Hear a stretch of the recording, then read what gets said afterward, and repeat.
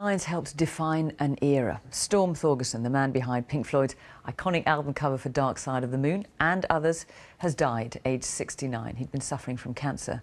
Thorgerson and his company Hypnosis were behind some of the most memorable album covers of the 1970s, where an LP sleeve design could be as creative as the records inside.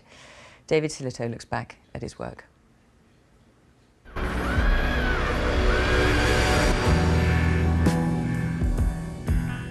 It was one of rock's biggest-selling albums and one of its best-known images. And Pink Floyd knew it was right immediately. They came in and they looked around and they went, that one. I just think it's somehow very fitting. I mean, it's hard to imagine it without it, isn't it, really?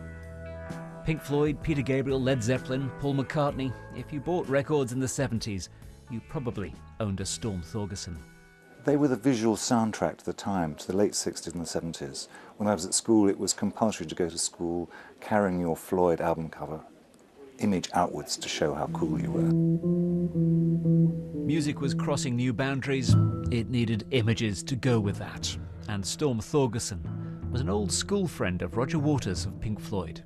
They were works of art, and that's how they're regarded now by museums and by art galleries.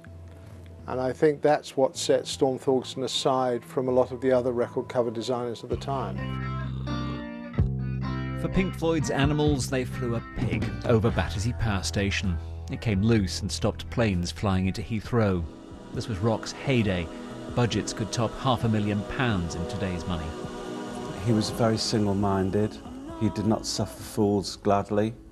He knew exactly what he wanted, and he would spare no expense in getting what he wanted. He was a true artist. Today, with instant access to images and videos, it's easy to forget an era when the album cover was, for many, the only connection between band and fan. Little glimpses of strange imaginary landscapes. The world of Storm Thorgerson. The designer Storm Thorgerson, who's died aged 69.